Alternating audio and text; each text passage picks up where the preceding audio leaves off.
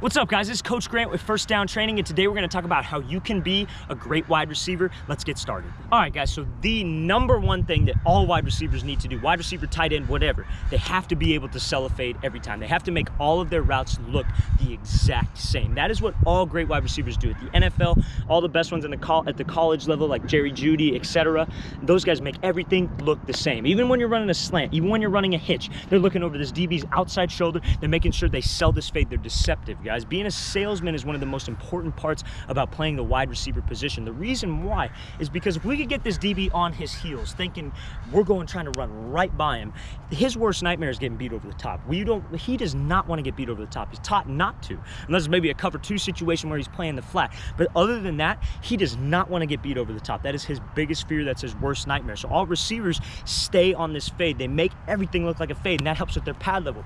Right before they make a break on the ball, like let's say we're running a dig, right? If I'm running a dig, I don't want to lean up before this dig and start to lean back, give away my pad level. That means he's going to break on this ball. But if I'm going full speed with good pad level, pumping my arms, looking over his outside shoulder, I'm selling this fade every single time to where I can just drop my feet right on a dime, get in and out of this break. Now, that's another thing, guys. The reason why we sell this fade is because when we do decide to make our move, whether it's a speed cut or we're snapping down and we're dropping our weight, we get this DB guessing because he's on his heels, he's in his back pedal. Then we make our move, we're in and out of this break. The name of the game is who can get out of the break faster. Is it going to be us, or is the DB going to get out of the break faster?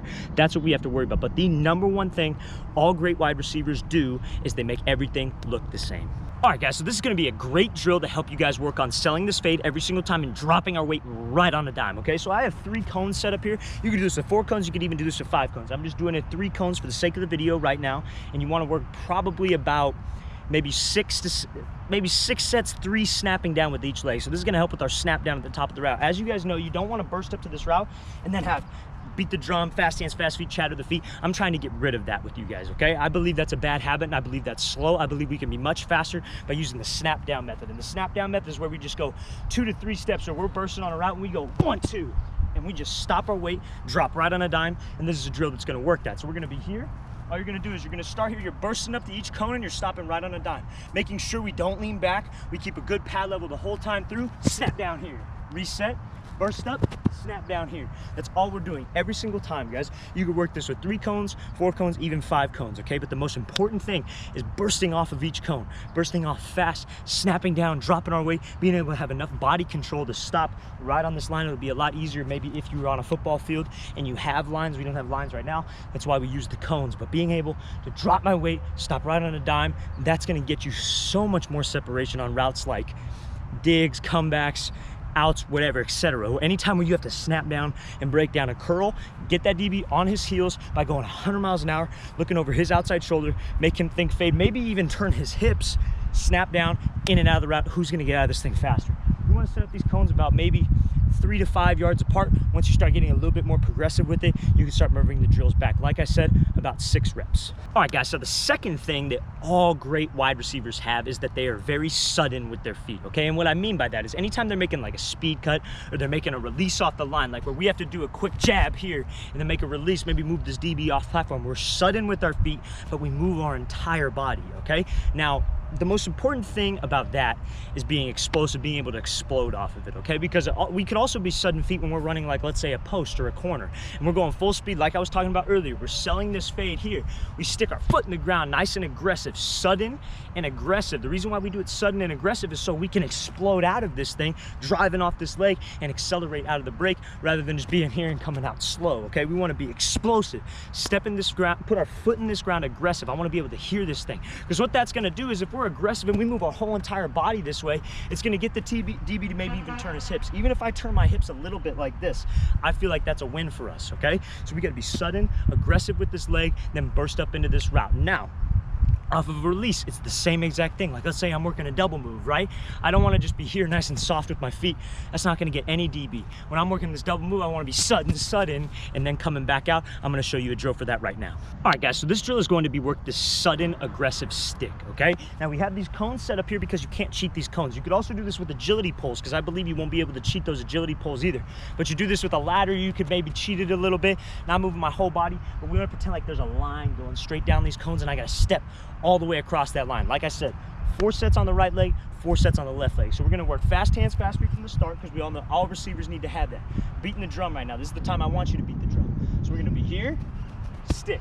See how I'm moving my whole entire body. I'm giving a little head and shoulder movement, getting this DB to move off this platform or to turn his hips. And I'm coming to the next one.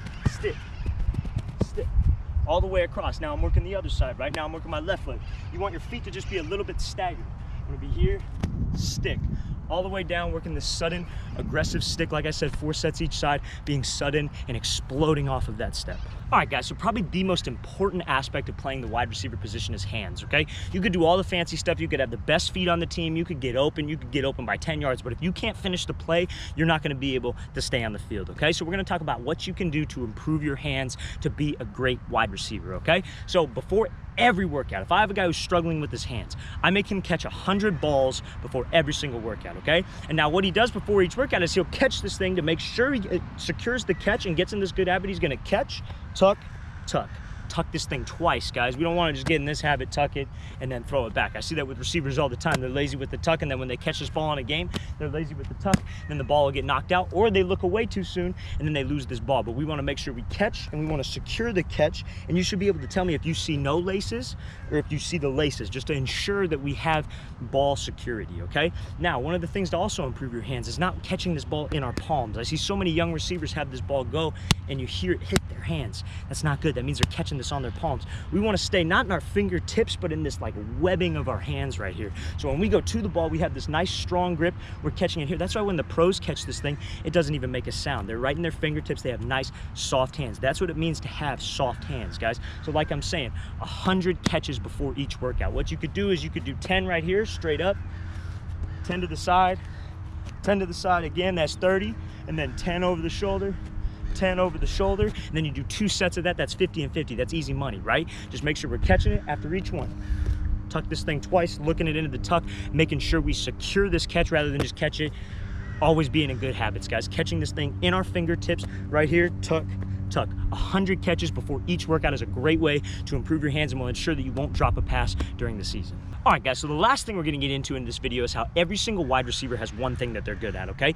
And the best wide receivers in the NFL have one thing and they stick to it. I'm a firm believer of doubling down on the things that you're good at, not worrying about your weaknesses, not trying to get average at everything, but be great at one thing. Find the one thing that you're good at and just double down on that. So you look at guys like Julio Jones. He's probably one of the best route runners in the league. So DeAndre Hopkins, Odell, they catch every single pass thrown to them, okay? You got to find your one niche. You got to find that one thing that you are great at, and you just got to completely double down on it. That's how you're going to separate yourself. That's how you're going to be the best receiver on your team, because yeah, you got a ton of guys. You got athletes all over. They're 6'4", 6'5", whatever, but are any of them fast, right? How do you separate yourself from the other guys? That's how you're going to get recruited too. Are you the best blocker on the team?